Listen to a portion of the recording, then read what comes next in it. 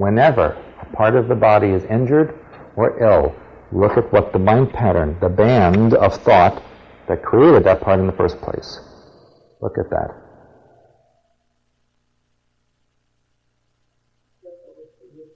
Because you will get it. That's from the Great Gatsby. Be careful what you wish for, because you may get it and will get it. And here's another thing involving relationships that's very important to the mind pattern. Society conditions us to believe that we must have male-female relationship with children in the house and the 2.3 children, all that stuff. You're conditioned to believe that. And so, if you don't have that, you are conditioned to believe that there's something wrong with you, or that you're just not worthy enough. But here's a very interesting statement to realize about being alone or not having all the accoutrements of what society says you must have. Number one, what you see in others is inside of you. You can only see in others what is inside of you. That's how you recognize the trait. If it's a trait you don't have or understand, you don't see it. So you don't see that in somebody. Your worst enemy is your greatest teacher.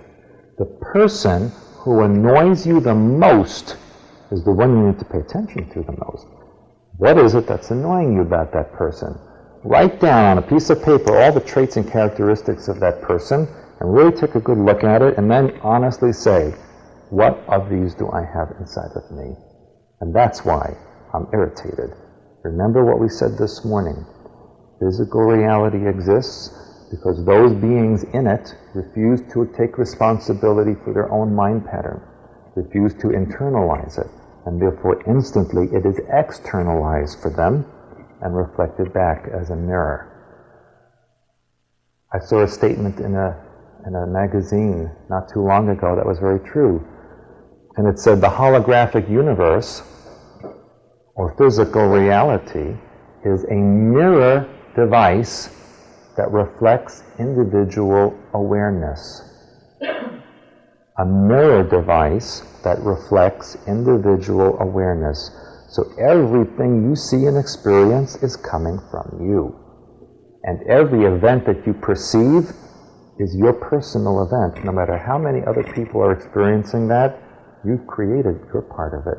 And what you experience in it is you. So you must think of that every time you say, oh, what a terrible thing, how horrible. Don't judge it. Say, what did I learn from it? Why did I create it? What did I need from that? And if you look at it that way, you won't need to relive the experience, because the universe constantly replays for you your mind pattern until you change stations. And if you don't get it the first time, your oversoul says, well, must turn up the volume because you didn't get it that time. And the experience is worse and worse. Just like all of you must have known people who had cancer at some time, and either through surgery or what have you, were considered healed or in remission. And the person goes about their normal life. Then a couple of years later, all of a sudden, they get cancer again, but so horrible that they die.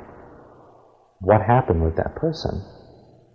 That person didn't fix the mind pattern to go along with the body, so the film kept running until the movie came out again. Only they didn't get it the first time, so it became more severe, and they didn't change the mind pattern, so they left. That's what happens in those cases.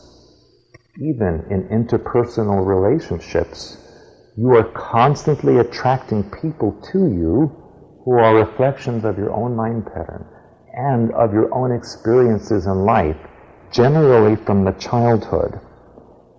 Now, try to think about this.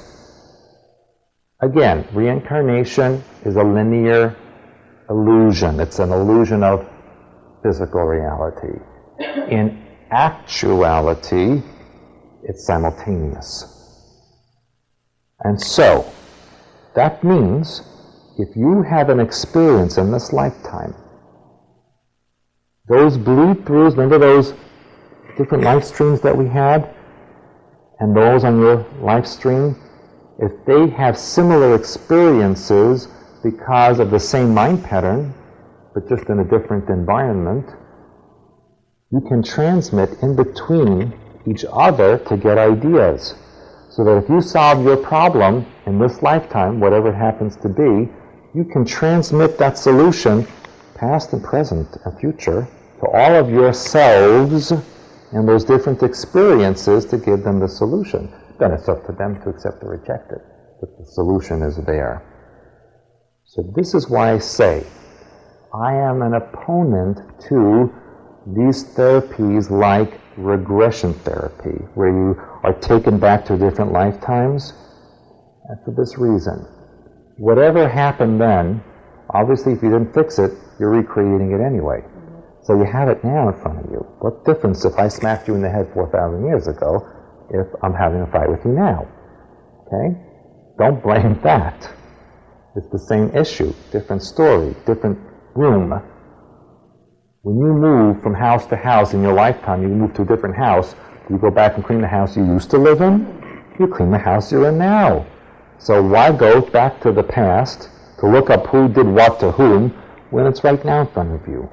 And fixing that can be reflected back to that one. Interesting, if I did a past life regression, just not looking to do anything, and I was led back to a past life, and she never interfered or told me anything. I kind of had to figure it out. I was a gunfighter in the Old West, and it was my mother. And it was funny because she knew who it was, and she kept saying, you can't really look at this, because you know this person here.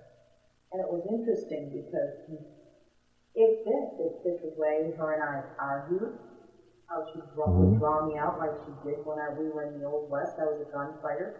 She thought she was better than me, and she said, fight with me. I said, no, fight with you, go away. So finally I killed her. And then there was only one way to change that, was for me to die. So, I mean, that, I didn't believe the woman that did that. And she said that the relationship was going to change because it did. But here's the thing.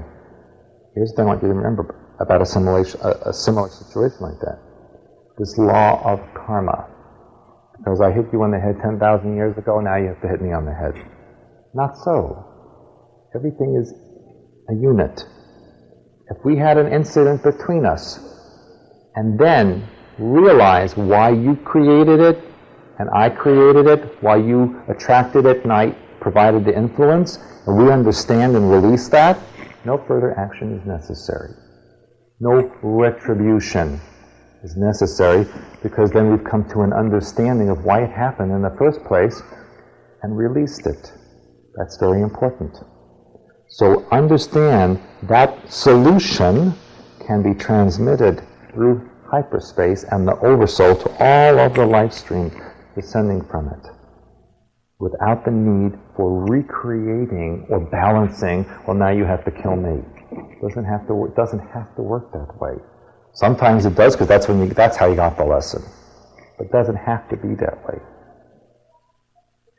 Just like I'm saying in relationships, it doesn't have to be, you must be with someone. Remember, everything you ever need is already inside of you, because you're part of that, all that is. So everything that's in there is in you. Remember, you're the holographic image of it, which means every little piece of it is in you. So don't feel that your life is incomplete without somebody else. Nobody can complete you. You're already complete.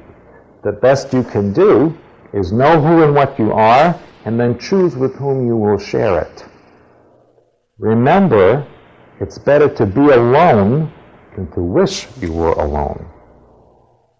You understand? Some people say their loneliest times were when they were with somebody else.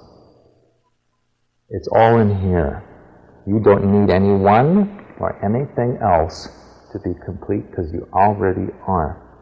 And as you do this work and you start downloading your hyperspace information and learning the software or the instructions running through your mind pattern, you will be able to alter them yourself to accommodate what you wish. Tomorrow, we're going to in-depth go through the DNA sequencing and get DNA information, each of you, from your own self, which will be your own set of instructions.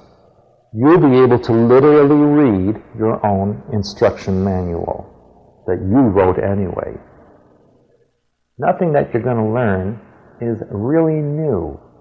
If you're not learning it, you're remembering it. All of this is already in you, and you're remembering it. Keep that in mind, very important. Nobody can teach you anything. They can help you to remember, but that's about it.